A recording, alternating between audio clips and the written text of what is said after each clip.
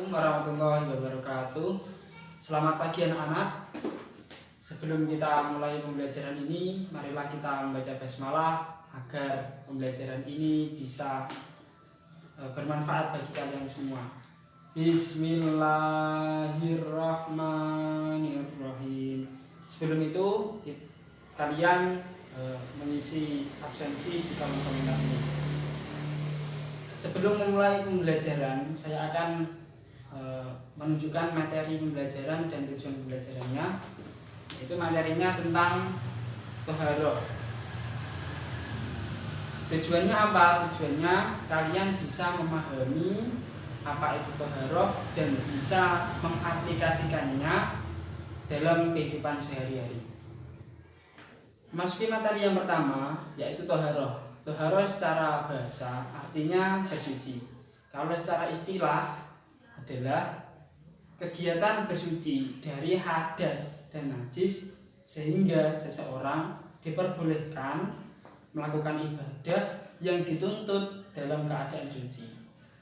Toharoh dalam Al-Quran dikatakan pada surat Al-Baqarah ayat 222, Innallaha yuhibbul tawabin wa yuhibbul mutatahhirin. Sesungguhnya Allah menyukai orang-orang yang bertaubat dan menyukai orang-orang yang menyucikan dirinya.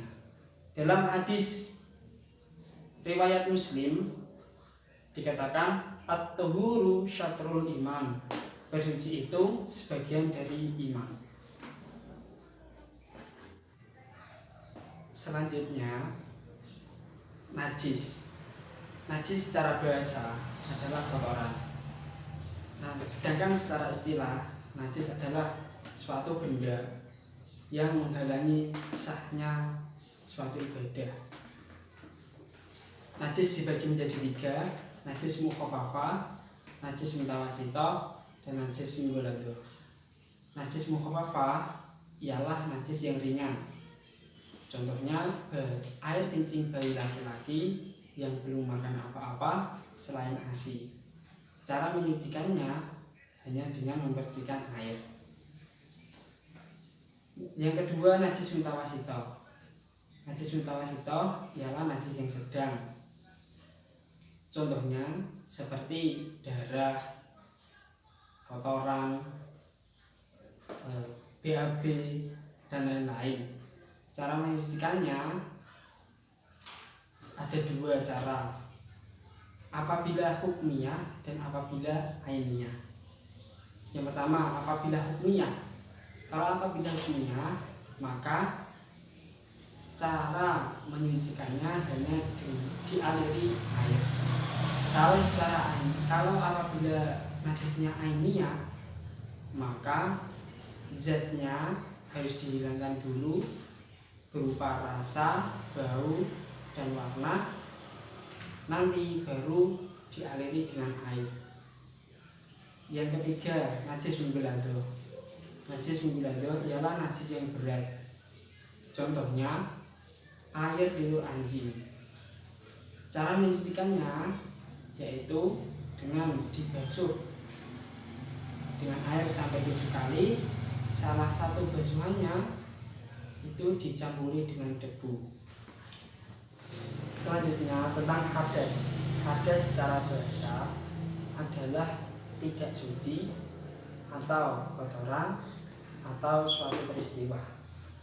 Hadas secara istilah merupakan keadaan tidak suci seseorang sehingga menghalangi tidak sahnya ibadah seseorang. Hadas dibagi menjadi 2, hadas kecil dan hadas besar. Contoh dari hadas kecil yaitu BAB atau kencing dan lain-lain. Cara mensucikannya itu dengan berwudu atau tayamum atau yang lain. Selanjutnya yang kedua, hadas besar. Hadas besar itu contohnya seperti orang meninggal, mengeluarkan air mani, mengeluarkan darah haid, dan lain-lain. Cara mensucikannya dengan mandi besar. Selanjutnya, macam-macam alat untuk bersuci, yaitu berupa air. Air itu dibagi menjadi 4 golongan. Yang pertama, suci mensucikan. Yang kedua, suci tapi tidak mensucikan. Yang ketiga, air makruh. Yang keempat, air mutanajis. Yang pertama, air suci mensucikan. Contohnya, air hujan, air embun, air sumur, air sungai, air laut, dan lain-lain.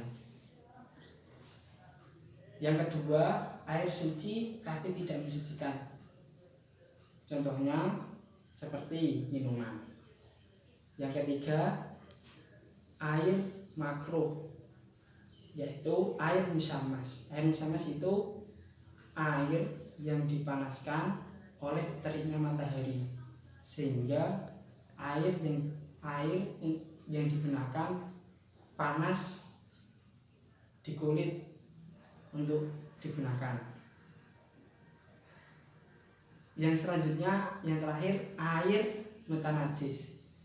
Air mutanajis yaitu air yang terkena najis kurang dari 2 kolak, berubah zatnya berupa warna, bau, dan rasanya. Selanjutnya akan ada video tentang bersuci. Silakan disimak videonya. Sunat melakukan mencuci tangan, mencuci tangan.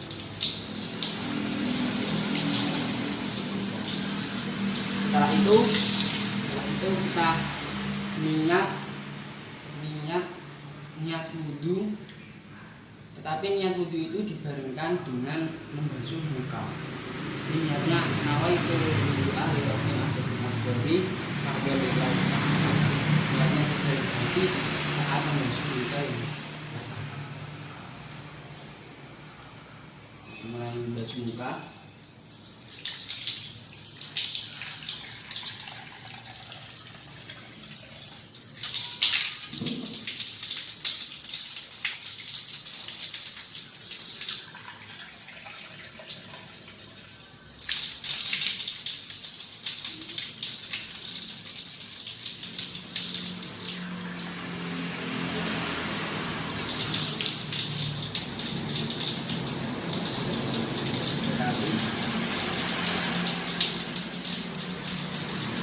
Jadi sunahnya kalau membasuh muka yang terakhir setelah 3 kali yang terakhir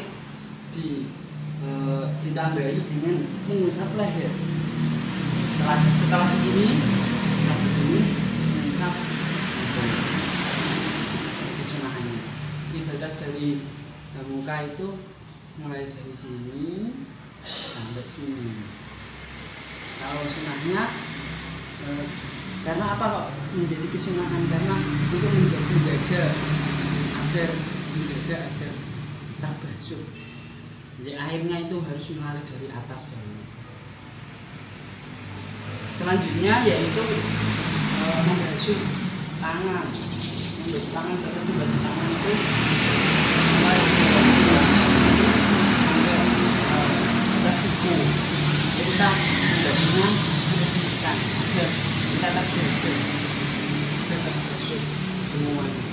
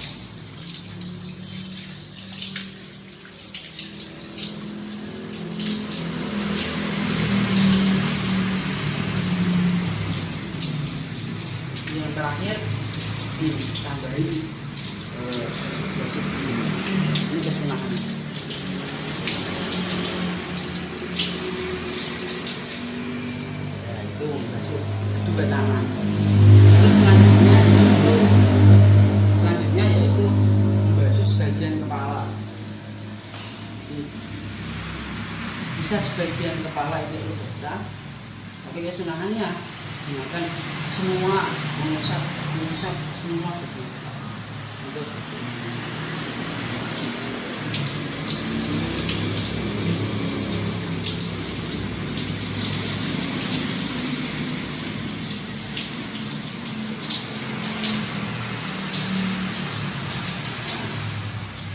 Tuh, contoh dari mengusap kepala di ujung ini.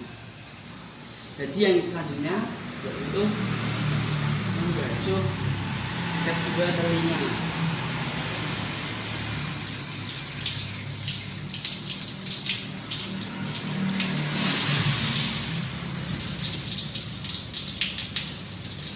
Perlu diingat dalam membasuh telinga harus bukan harus, tapi kesunahannya itu satu-satu, bukan tapi satu-satu.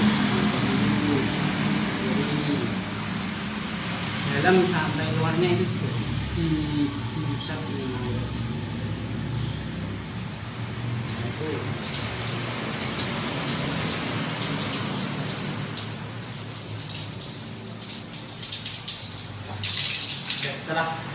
Setelah membasuh telinga, selanjutnya yaitu membasuh kedua kaki. Tadi mengusap telinga ya, itu membasuh kedua kaki. Membasuh kedua kaki sebenarnya disela-selangi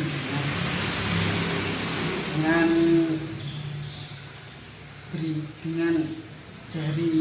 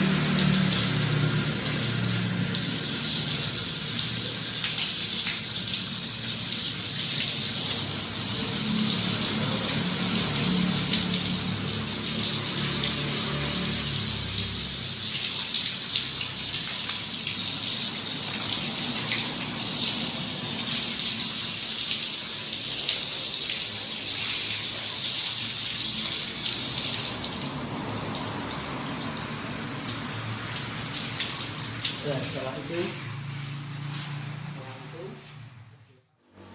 dalam video tersebut dijelaskan salah satu contoh bersuci, yaitu berupa wudhu. Nanti tugasnya anak-anak bisa merangkum video wudhu tersebut, nanti difoto dikirimkan ke WA saya. Alhamdulillah, pembelajaran hari ini sudah selesai. Tetap semangat, tetap belajar, tetap memakai masker, tetap cuci tangan. Marilah kita tutup pembelajaran hari ini dengan bacaan tasbih dan hamdalah.